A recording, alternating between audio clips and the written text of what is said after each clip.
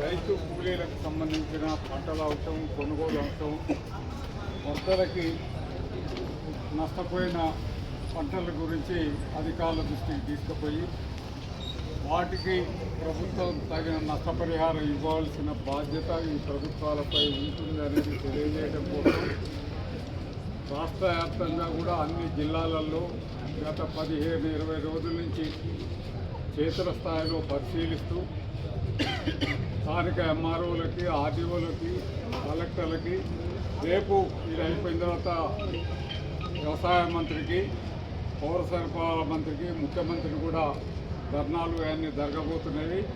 ఎందుకంటే ముఖ్యంగా ఈ వ్యవసాయ రంగాన్ని చూసినట్టయితే రాష్ట్రంలో కానీ ఈ తెలంగాణలో కానీ ఆడ బీజేపీ, ఇక్కడ కాంగ్రెస్, లేకపోతే మరో పార్టీ అధికారంలో ఉన్న ఏ రాష్ట్రంలో ఉన్నప్పటికీ కూడా వ్యవసాయ రంగం గత సంవత్సరాల నుంచి మనం పరిశీలించినట్లయితే అధోగతి పాలవుతున్న పరిస్థితి మనకు తెలుసు.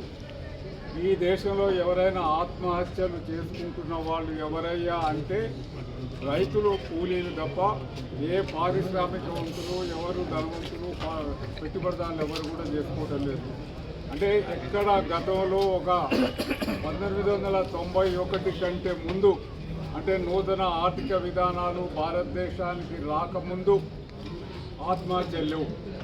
ప్రపంచీకరణ, గ్లోబలైజేషను, సరళీకరణ వచ్చిన తర్వాత వ్యవసాయ రంగం మరింత పనికి రాకుండా, దానికి కేటాయింపులు లేకుండా చేయడం ఫలితంగా, ధరలు అమలు చేయకపోవడం ఫలితంగా ఆత్మహత్యలు జరుగుతున్నవి. ముఖ్యంగా ఈ రాష్ట్రంలో వరి, పత్తి, మొక్కజొన్న చాలా ప్రధానమైనవి. ఈ మూడింటి తర్వాత వివిధ రకాల పంటలు ఉన్నప్పటికీ కూడా ఈ మూడు చాలా ఇంపార్టెంట్ పంటలు ఈ రాష్ట్రంలో. వీటికి కేంద్ర ప్రభుత్వం ఒక ధరలు వంటివి నిర్ణయించింది.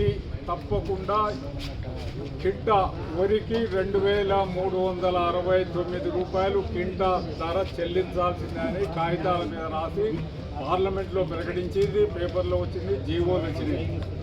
కానీ ఎక్కడ కూడా అమలు చేయకపోవడం ఫలితంగా 1,800, 1,500, 2,000 లోపే తప్ప ఎక్కడ కూడా అమలు కాకపోవడం ఫలితంగా ఒక ఎకరం పొలానికి 1,940 రూపాయలు నష్టపోతున్నాడు ఒక ఎకరం మీద.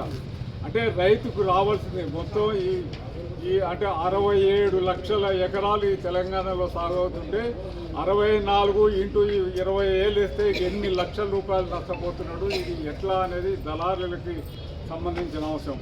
అట్లే పత్తికి సంబంధించినది కూడా మన దేశంలో నుంచి ఇతర దేశాలకి ఎగుమతి చేసే స్థాయిలో మనకు పత్తి ఉన్నది. మనం ప్రతి సంవత్సరం కూడా 45 లక్షల బేళ్ల పత్తిని ఇతర దేశాలకి ఎగుమతి చేస్తాం. ఇప్పుడు దాన్ని బంద్ చేసి అమెరికా నుంచి, ఆస్ట్రేలియా నుంచి, బెల్జియం నుంచి, టాంజానియా నుంచి, ఈజిప్ట్ నుంచి, ఈ 5 దేశాల నుంచి విచ్చలవిడిగా మన దేశానికి దిగుమతి అవుతున్న ఫలితంగా ఇక్కడ అసలు పత్తిని ఎవరు కొనుగోలు చేయలేదు, మద్దతు లేదు. ఏమిటి అంటే దీంట్లో 2% మలినాలు ఉండాలి, 10% ఉంటున్నాయి. తేమ 8% ఉండాలి, ఇది 15, 17, 20% దాకా ఉంటుంది.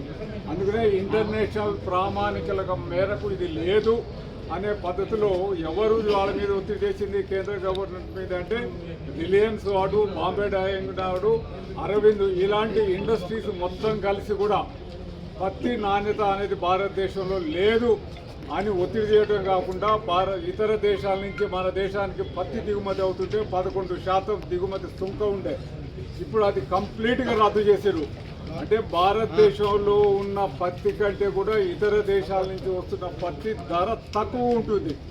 అంటే ఎందుకంటే అక్కడ అమెరికాలో ఉదాహరణకి ఒక ఎకరానికి అంటే ఒక రైతుకి ఏమన్నా 50 లక్షల రూపాయలు ఖర్చు అవుతుందంటే 60 లక్షల రూపాయలు సబ్సిడీ ఇస్తున్నారు. మన భారతదేశంలో 2,927 రూపాయలు మాత్రమే ఇస్తున్నారు. ఇక చూడండి ఎంత తేడా ఉందో. అందుకనే వాడు అక్కడ ఎంత తేలిగ్గా ఏ దేశానికి పంపించినప్పటికీ కూడా ధర అనేది చాలా తక్కువ ఉంటుంది.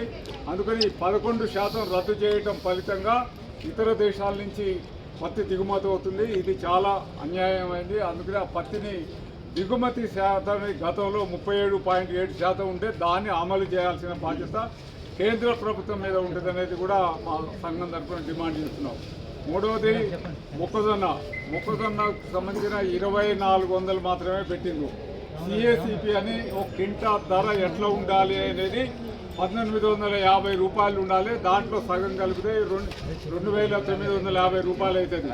అది లేకుండా సిఏసిపి రికమెండ్ చేసిన తర్వాత కూడా 2400 మాత్రమే రేటు నిర్ణయించినట్టే. ఎంత అధోగతిగా ఈ గవర్నమెంట్ ఆర్థిక సంఘానికి, సిఏసిపికి, వ్యవసాయ రంగం ఈ వీటికి సంబంధం లేకుండా, శాఖలకు సంబంధం లేకుండా ఎవడి ఇష్టం వచ్చినట్టు అమలు చేస్తున్న ఫలితంగా ఈ దేశంలో రైతు పంటలకి భద్రత లేదు. అందుకనే స్వామినాథన్ యొక్క సూత్రాలని అంటే 50% ఖర్చు అయితే ₹1 ఖర్చు పెడితే 50 పైసలు కలిపి ఇవ్వాలి రైతుకు అనే దాన్ని అమలు చేయాలనే డిమాండ్ చేస్తూ ఇవాళ కరపత్రంలో ఉన్న అన్ని డిమాండ్స్ని కూడా అమలు చేయవలసిన బాధ్యత ప్రభుత్వంపై ఉంటుంది అనేది మరొకసారి ప్రభుత్వ దృష్టి మన దృష్టి కూడా చేస్తూ నేను ముగిస్తున్నాను.